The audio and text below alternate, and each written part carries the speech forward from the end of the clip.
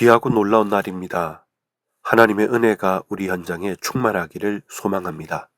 무엇보다 우리의 작은 선택이 하나님께서 베푸시는 은혜의 결과로 다가온다면 우리의 작은 고백이 가장 귀한 찬양이 되겠죠. 반대로 우리의 어떤 선택이 잘못된 선택이라 하면 그 분명한 결과가 쉽지 않은 어려운 결과를 다 가지고 올 수도 있습니다. 오늘 선택의 결과와 책임이라는 제목으로 함께 말씀을 나눠보겠습니다. 여호수아서 9장 16절부터 27절까지의 말씀입니다. 기브온 주민들의 속임수가 탄로가 나고 이것을 통해서 이스라엘 백성들이 원망을 합니다. 그 가운데서 기브온 주민에 대한 평화 조약과 그리고 하나님의 말씀에 대한 내용들이 합치되기가 너무 쉽지 않은데 그것이 합치되어지는 중요한 결론들을 한번 보도록 하겠습니다. 여호수아 9장 16절입니다. 그들과 조약을 맺은 후 사흘이 지나서야 그들이 이웃에게 자기들 중에 거주하는 자들이라 함을 들으니라. 이스라엘 자손이 행군하여 셋째 날에 그들의 여러 성읍들에 이르렀으니 그들의 성읍들은 기브온과 그비라와 부에롯과 기럇 여아림이라. 그러나 회중 족장들이 이스라엘의 하나님 여호와로 그들에게 맹세했기 때문에 이스라엘 자손이 그들을 치지 못한지라.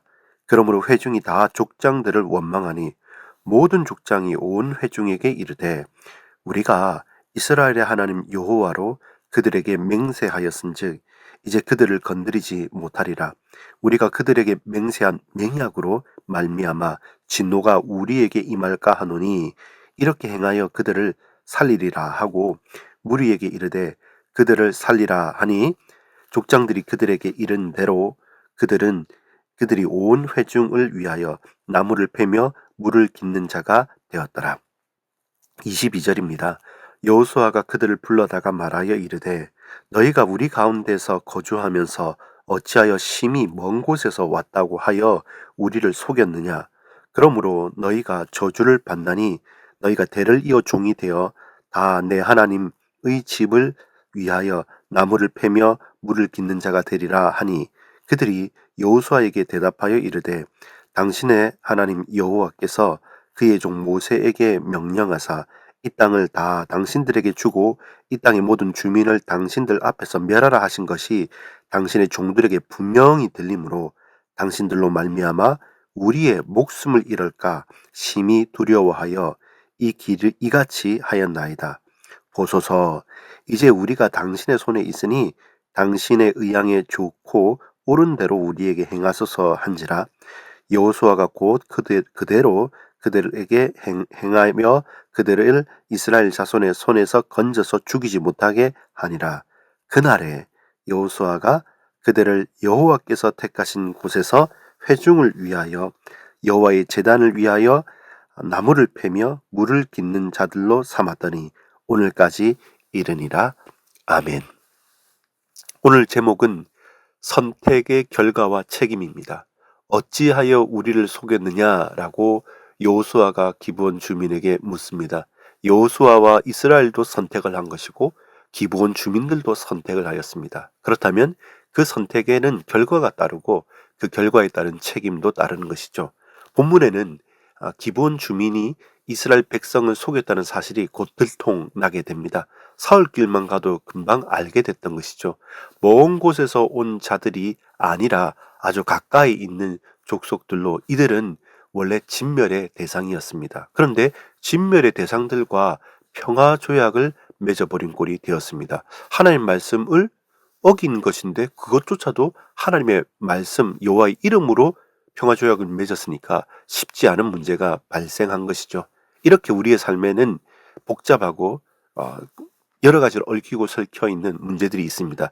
한 편을 쉽게 편들 수가 없는 경우가 생기는 것이죠. 진멸의 대상과 구원의 대상의 차이는 무엇일까요? 전적인 하나님의 은혜와 사랑의 관점에서 과연 우리들과 저들이 차이가 클까요? 맞습니다.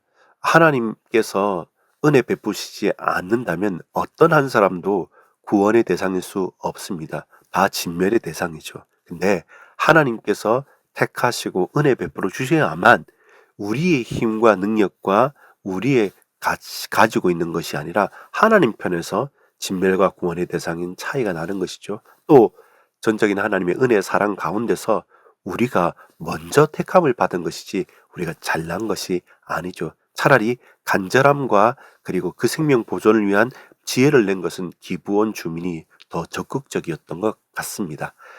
이스라엘의 하나님 여호와로 한 맹세를 지켜야 합니까? 아니면 원래 받았던 말씀대로 그들을 진멸해야 할까요? 어느 쪽을 선택하시겠습니까? 이러한 쉽지 않은 선택은 우리의 현장에서 수도 없이 많이 마주할 수밖에 없습니다. 저와 여러분, 여러분은, 나는, 우리는 어떤 선택을 하고 또 그 결과를 과연 담대하게 또 실제로 감당해 나가고 있습니까?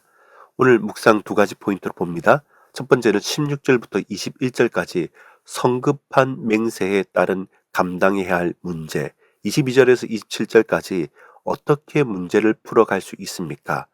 이 성급한 맹세에 따른 여러 가지 감당하기 어려운 문제가 있는데 이런 문제들, 우리의 삶의 문제들을 어떻게 풀어갈 수 있느냐라는 질문을 가지고 보겠습니다. 첫 번째입니다. 이스라엘의 하나님 여호와로 맹세했기 때문이다라고 18절에 먼저 고백을 합니다.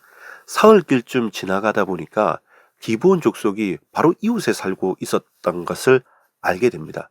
그들이 거짓말을 한 것은 분명합니다. 근데 막상 그 맹약이라고까지 하죠. 평화조약 때문에 진멸할 수가 없는 거죠. 그러다 보니까 이스라엘 백성들은, 그 회중들은 성급한 결정을 한 지도자와 여호수아를 원망하게 됩니다. 그럼 원망의 목소리가 커졌던 것이죠. 그래, 이 맹세한 맹약 때문에 기본 주민을 살려야 한다라고 결정을 합니다. 죽여야 되냐 살려야 되냐 할 때 그 맹세가 여호와 하나님의 이름으로 했기 때문에 살려야 된다라는 결정을 하고 그들에게 종을 삼아서 원래 약속한 것처럼 회중을 위해서 나무를 패고 물을 깃는 자로 삼게 된 것이죠. 그것이 기본 주민이 저 가나안 족속임에도 불구하고 그 이스라엘에 함께 있었던 이유가 바로 그와 같습니다. 여러분, 두 번째입니다. 어떻게 문제를 풀어갈 수 있습니까? 22절부터 27절까지입니다. 보소서, 이제 좋고 옳은 대로 우리에게 행하소서.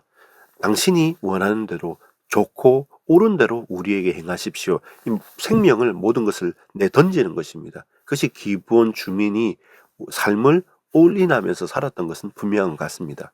결론적으로 보자면 기브온 주민의 행동은 옳지 않습니다.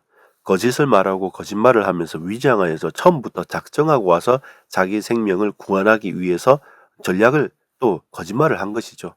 그렇다고 여호수아와 이스라엘의 선택과 결정도 더 나은 것은 아닙니다. 하나님께 묻지 않고 그리고 자신들의 판단대로 결정을 쉽게 해버린 것입니다.